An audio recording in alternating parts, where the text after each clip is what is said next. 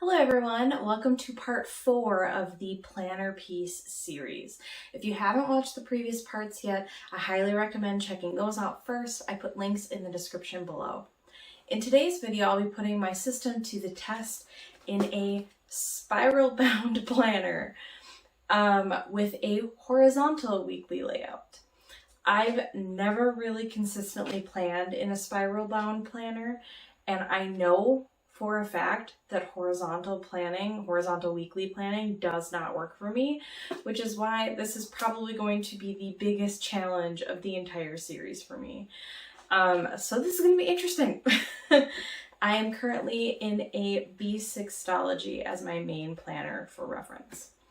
My process for testing my planner is fairly straightforward. I'll be setting up the planner ahead of using it for the week, and then I'll come back each night to do my nightly process of my tasks. This process may vary in length depending on how much space I have for journaling and whatnot. I'll definitely have to make some adjustments to how my system currently functions. Once I'm done with that, I'll be doing a final review of what I thought of the planner itself, if I think my system will work in it, and if I would consider using the planner as my main planner. Before I get into setting up my planner though, hi, I'm Shayna, and I'm all about real planning and real life messes, imperfections, and all.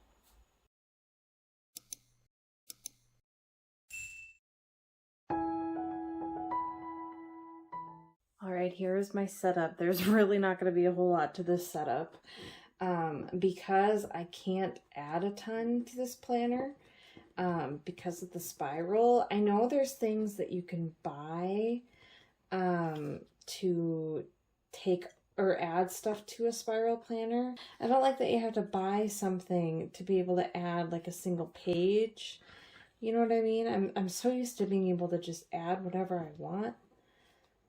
I gotta keep bumping my camera with my glasses.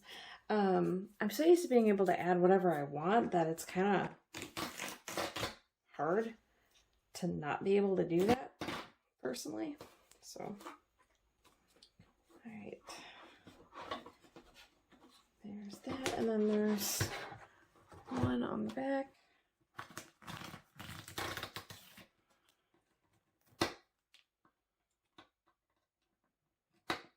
Oh, come on. Okay.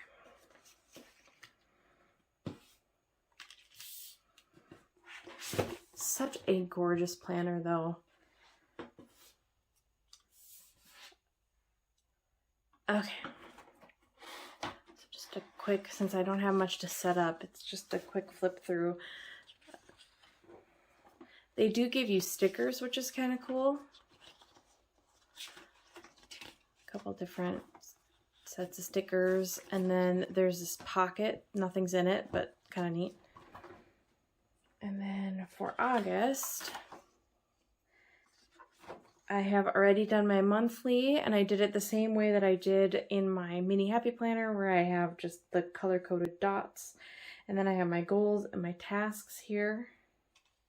And then I have started setting up how I think my habit tracker would work in here, because there is this strip down here of dot grid.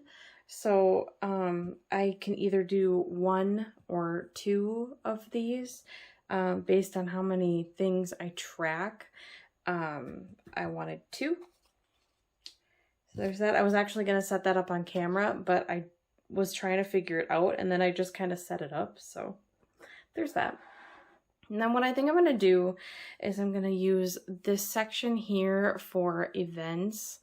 And then I don't like horizontal because like you can only put so many tasks on here. But I'm going to do like my normal tasks, even though they're not always tasks. But I'm going to put them here. And then if I have to, I'll put more here. And then this part will be for homeschool. And then if I really have overflow on one day of tasks, I'm going to have to use a sticky note. And I don't like that because I feel like some days or like some weeks I'm going to have to use quite a few sticky notes. And that seems like such a waste, but is what it is. So there it is. There's not a whole lot to set up for this one.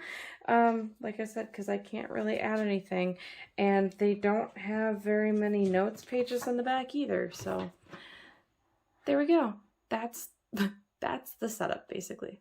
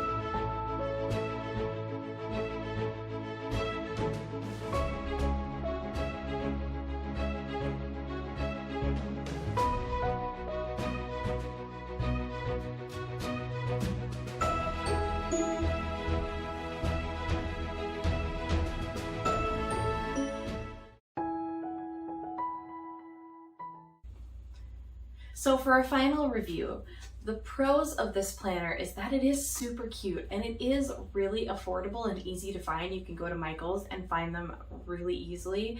And I love the look of this planner, like the actual designs of it. I love this plant look. definitely all about that, and the neutral colors throughout and the simplicity of this planner I am all about right now. So this thing is like definitely my jam design wise right now. And it's also really cool that they provide you stickers and a folder that kind of go with the aesthetic of the planner. I really enjoy that as well.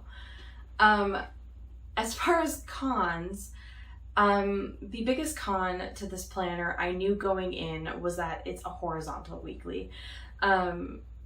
It's different if it's like not lined. Like I can work with a Hobonichi, but even then I feel really restricted because you don't have a whole lot of space.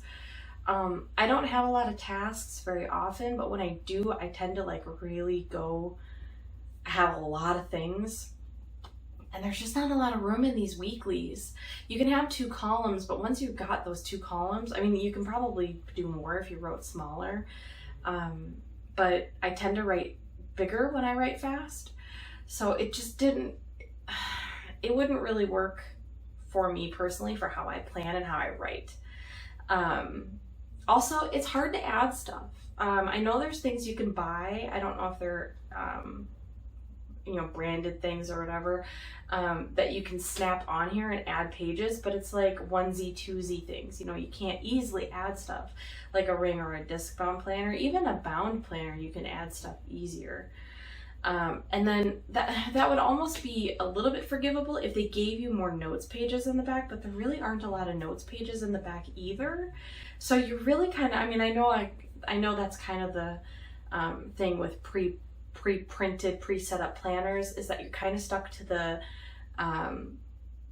things that they give you, but that is, to me, restricting for how I plan. And also, it's obviously not as compact, not even a little bit. Even though this B6ology is smaller, I actually have more writing room in the B6ology because I have so much room for tasks, and then I usually fill in with journaling, whereas this, I kind of have a set amount of space, and if I run out of space, I have to use a sticky note.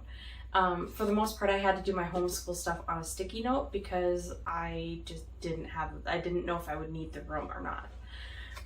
So that's kind of a con for me, is that it's just carrying around a bigger planner, but I'm actually losing writing space.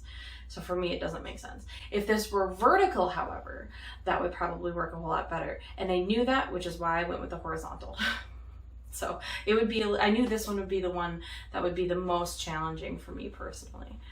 Could I use it? Yeah, I could use it if I really, really had to. I'm not entirely sure what I'm going to use this one for because I do have it and I've written in it. But I don't know. I'm definitely not going to use this for dailies. A spiral bound, if it were vertical, I definitely could use that. It would still bother me that I couldn't add stuff, and this spiral, much like a ring or disc bound planner, does get in the way.